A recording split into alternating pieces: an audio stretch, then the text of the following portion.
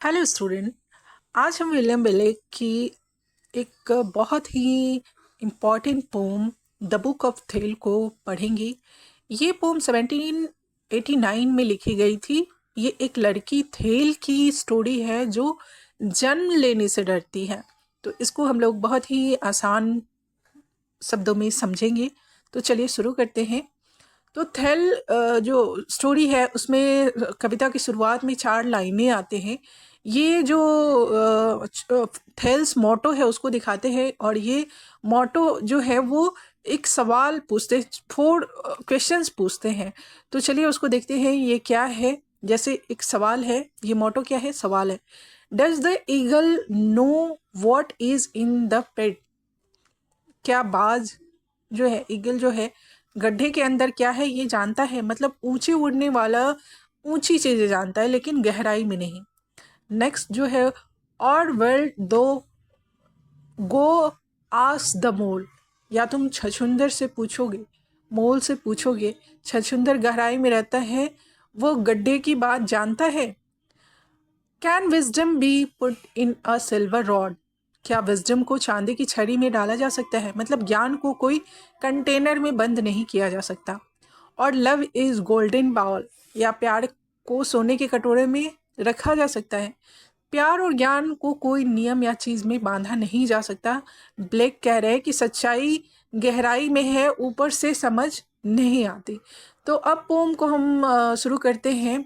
Part 1 जो है, line 1 से 5 तक का, उसमें कहते हैं the daughter of सेराफेम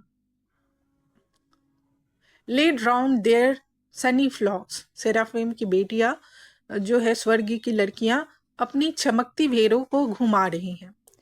all but the youngest see is wellness sought they secret air, है ना। सब लड़कियां खुश हैं लेकिन सबसे छोटी जो है, थेल जिसका नाम है, वो अलग है। वो पीली पड़ गई है और अकेले हवा में रहना चाहती है। To fade away like morning beauty from her mortal days, वो सोचती है कि वो सुबह की सुंदरता की तरह जल्दी मुरझा जाएगी।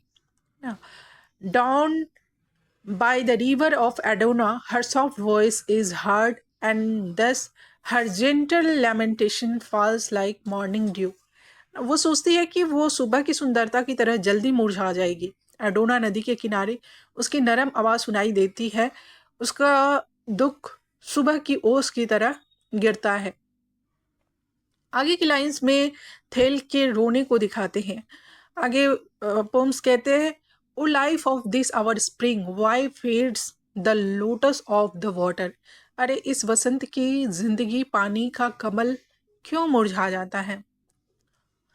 Y have the children of the spring born but to smile and fall. ये वसंत के बच्चे क्यों सिर्फ मुस्कुराने के लिए पैदा होते हैं और फिर गिर जाते हैं? Ah, I am like a faint cloud of morning that in the day is scattered away. कहती है कि मैं सुबह की हल्की बादल की तरह हूँ जो दिन में बिखर जाती है। थैल पानी का इंद्रधनुष है, अलग हो रही बादल है। और आगे की लाइंस में थेल जो है वो खुद को बेकार समझती है और कहती है, like a reflection in a glass, like shadow in water, like dreams of infants, like a smile of on an infant's face, like the dove voice, like transient day, like music in the air. मैं शीशे में परछाई हूँ, पानी में छाया हूँ, बच्चों के सपने में हूँ, बच्चे के मुंह पर मुस्कान हूँ, कबूतर की आवाज़ हूँ, गुजरती दिन हूँ, हवा में संगीत हूँ। मतलब थेल कहती कि मैं कुछ भी स्थायी नहीं हूँ, बस थोड़ी देर की चीज़ हूँ, कोई मतलब नहीं मेरी ज़िंदगी का। आगे पार्ट 2 में जो लिली फ्लावर है वो बात करती है, लिली ऑफ द वैली, है ना, उससे बात होती है।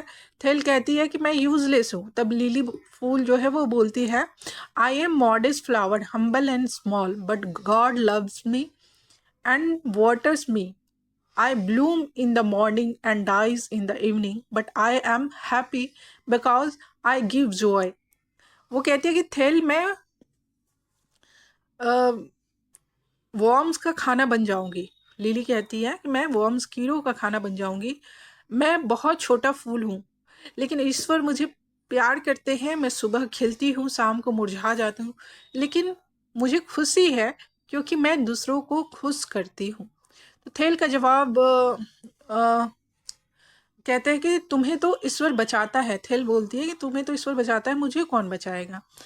पार्ट 3 में क्लाउड से बात होती है थेल की। क्लाउड बोलता है I bring rain, give life to everything, then I vanish and become rainbow, I am happy to give and disappear. Cloud कहता है कि मैं बारिश लाता हूँ, सबको जीवन देता हूँ, फिर गायब हो जाता हूँ, मुझे गर्व है खुद पे। थेल कहती है तुम्हें तो नया जन्म मिलता है लेकिन मुझे नहीं। आगे के पार्ट 4 में क्लाउड ऑफ क्ले और वॉर्म से उन लोग की बात होती है। क्लाउड ऑफ क्ले जो मिट्टी का जो ढेला होता है, वो कहते हैं कि मैं नीची हूँ लेकिन ईश्वर का प्यार मुझे मजबूत बनाता है, मैं माँ हूँ। वॉर्म जो है कीड़ा आता है, वो बच्चे जैसा है मेरे लिए। क्लाउड कहती है कि थेल वॉर्म को दूध पिला। थेल वॉर्म को देखकर दया करती है ना। थेल को वॉर्म जो कीड़े उनको देखकर दया आती है। और अंतिम हिस्से में ग्रेप में दिखाते हैं, कब्र में की बात को करते हैं ब्लेक। और थेल यहाँ पे अंडरग्राउंड जाती है, कब्र में जाती है। वहाँ से उसकी अपनी कब्र की आवाज़ आती है, जिसमें कि वो दुख, ईर्ष्या, डर, बलिदान की बातें सुनती है। थेल जो है वो डर जाती है, चीखती है, और वेल्स ऑफ हर है ना, मासूमियत की जगह। वेल्स ऑफ हर क्या है? मासूमियत की जगह। वहाँ वापस भाग जाती है, वो जन्म नहीं लेती, एक्सपीरियंस से डर कर भाग जाती है। तो ये जो और थेल जो गर्ल है वो डरपोक है। वो सोचती है कि जन्म लेना मतलब दुख और मौत। प्रकृति उसे समझाती है कि जीवन में देना, बलिदान करना जरूरी है, लेकिन वो एक्सेप्ट नहीं करती। ब्लेक कहते हैं कि इनोसेंस अच्छी है लेकिन एक्सपीरियंस के बिना अधूरी है। अगर तो यहाँ पे हम लोग इसको ख़त्म करते हैं। अगर समझ नहीं आए तो कमेंट में पूछना। लाइक शेयर सब्सक्राइब करना नहीं भूलना। अगले वीडियो में मिलते हैं।